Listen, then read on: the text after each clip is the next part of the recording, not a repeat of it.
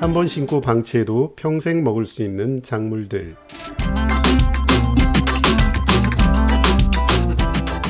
모든 농작물은 많은 관리가 뒤따라야만 좋은 생산물을 얻을 수가 있습니다.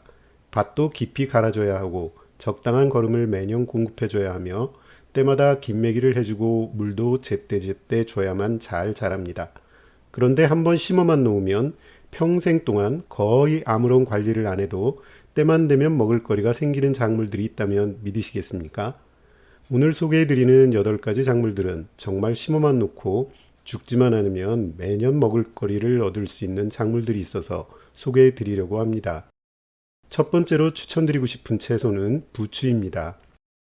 봄에 밭 한 귀퉁이에 부추 씨앗을 줄 맞춰서 뿌려주세요. 씨앗을 뿌린 당의 연도에는 먹을 만큼 굵게 자라지 않습니다. 하지만 다음에 봄이 오면 잡초들과 부추가 같이 올라옵니다. 그리고 해가 거듭될수록 부추가 굵어집니다. 그래서 대부분 부추 모종을 사거나 얻어다가 심습니다. 수확 시기를 확연하게 앞당길 수가 있으니까요.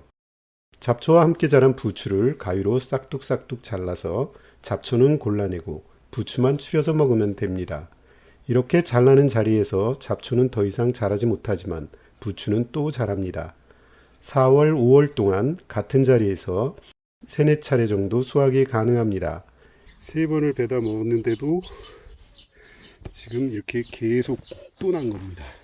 부추 많이 심을 필요가 전혀 없다. 이렇게 야생의 환경에서 잡초들과 함께 자란 봄부추는 정말 보약입니다.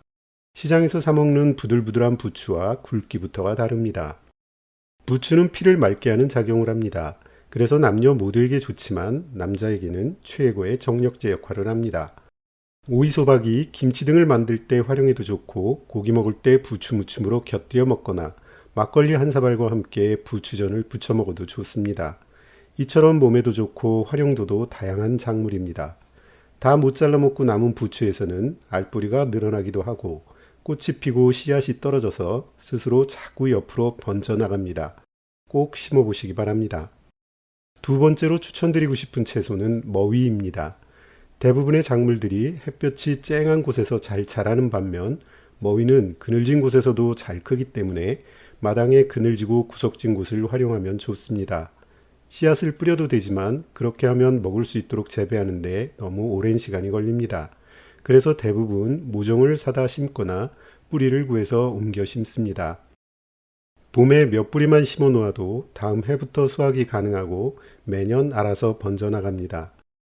봄에 머위때가 올라오면 줄기를 잘라 이파리는 나물로 무쳐 먹고 머위때는 볶음 요리로 해 먹으면 아삭아삭한 것이 아주 별미입니다. 머위때는 껍질을 일일이 벗겨야 하는 번거로움이 있지만 먹어보면 그 수고로움이 헛되지 않을 만큼 맛과 식감이 좋습니다. 거름도 안 주고 김을 매주는 것도 아닌데 워낙 성장력이 좋아서 나중에는 뿌리를 파내야 할 정도로 번식이 잘 됩니다. 세 번째로 추천드리고 싶은 채소는 파드득 나물입니다. 저는 참나물 씨앗으로 알고 뿌렸는데 그 해에는 먹을 만한 게 자라지 않았습니다. 그리고 참나물 씨앗을 뿌렸다는 사실을 잊고 있었는데 다음해 봄에 무슨 나물인지 모를 풀들이 일제히 자랐습니다. 그래서 처음에는 잡초인 줄 알고 방치했다가 나중에 알고 보니 내가 뿌린 씨앗은 참나물이 아니라 파드득 나물이라는 것을 알게 되었습니다.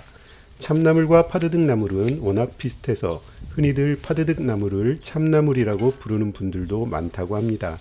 하지만 엄밀하게 참나물과 파드득 나물은 다른 것입니다. 어쨌거나 저는 이렇게 우연히 파드득 나물을 재배하게 되었는데요. 독특한 향이 있어서 자꾸 먹다 보면 은근히 중독성이 있는 것 같더라고요. 매년 봄이 되면 올라오고요. 가위로 싹둑싹둑 잘라서 먹다 보면 봄철 내내 나물 반찬이 끊이지가 않습니다. 덕분에 봄철이 되면 저는 나물 비빔밥을 자주 해먹게 됩니다. 아시다시피 나물 반찬류는 섬유질이 많아서 배변 활동에 특효약이 됩니다. 네 번째 추천 작물은 반미나리입니다. 미나리는 마트에서 파는 대가 길쭉한 물미나리가 아니고 대가 짧은 반미나리입니다. 주로 개천가에서 자생하는 미나리를 옮겨와 심어도 되고 주변에서 반미나리를 키우시는 분들에게 몇 포기 얻어와서 심으면 됩니다. 반그늘 상태에서도 잘 자라고 워낙 물을 좋아하는 작물이다 보니 수분이 많은 땅에서 더 잘 자랍니다. 해가 쨍쨍한 곳에서 자란 미나리는 금방 질겨지는 것 같더라고요. 한 번 심어놓고 20cm 정도로 적당히 크면 계속 잘라서 먹으면 됩니다. 깨끗하게 씻어서 생으로 먹어도 좋고 살짝 데쳐서 미나리 무침을 해서 먹어도 별미입니다. 특히 삼겹살 같은 고기를 먹을 때 같이 먹으면 특유의 생미나리 향이 고기의 느끼한 맛을 잘 잡아줍니다. 다섯 번째는 달래입니다. 달래는 씨앗으로 파종해도 되지만 대체적으로 모종을 구입해서 옮겨 심습니다. 저희 동네에는 개울가에 달래가 지천으로 자라고 있어서 몇 뿌리 캐서 마당 텃밭에 옮겨 심었더니 매년 먹고도 남을 만큼 스스로 번식을 하더라고요. 달래의 뿌리는 마치 작은 마늘처럼 생겼는데요. 이 뿌리 부분이 참 맛이 좋습니다. 다른 작물과는 달리 뿌리째 뽑아서 먹는 것이니만큼 수확할 때는 듬성듬성 남겨놓고 뽑아 먹어야 합니다. 그래야 달래의 알뿌리가 나누어지면서 옆으로 번식을 하거나 가을에 또 씨앗으로 퍼져나갑니다. 달래간장을 만들어 놓고 오랫동안 활용할 수도 있고 된장찌개 등에 넣으면 별미가 되며 전을 부쳐 먹어도 정말 맛있습니다. 여섯 번째는 두릅입니다. 뿌리를 캐서 옮겨 심거나 모종을 구해다가 심어도 됩니다. 해가 지날수록 옆으로 번져나가기 때문에 이건 역시 넓은 면적에 심지 않아도 됩니다. 그리고 봄철에 별미로 한두 번 정도 먹는 것이라 많은 양이 필요하지도 않습니다.